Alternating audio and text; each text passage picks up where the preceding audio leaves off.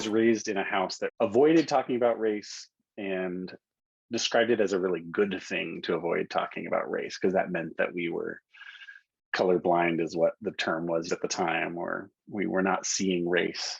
And as I started coming into some degree of racial consciousness, largely through a handful of white people, but also a lot of people of color who chose to invest in me, I started realizing that I couldn't just ascribe racism to be coming from bad actors, right? It couldn't just be a bunch of individual people who are acting in racist ways, because more and more I was being confronted with inequities. It wasn't neo-Nazis, it was inequities that I was seeing, whether those are inequities in educational attainment or in the measures that we use to define what educational success is, or in income or business prowess and success. I was seeing inequities. And frankly, it felt really scary for me to shift from it being about bad actors to it being about systems, because then it meant that I had responsibility. Whereas when it was just bad actors, it was just people that we could kick off the island or whatever, we just get rid of those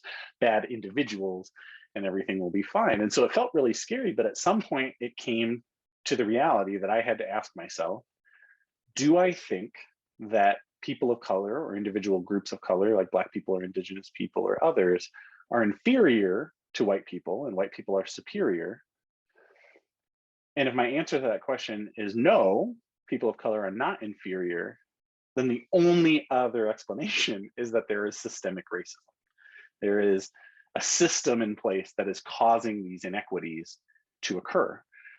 Because if I believe that there is no group that is inferior to any other group, if that is in my core values, then how else do we explain the inequities?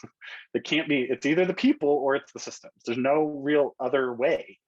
And coming to that realization again felt really terrifying, because it meant, oh, I actually am complicit then, because I participate in these systems every day. So what is my lane in addressing those systems?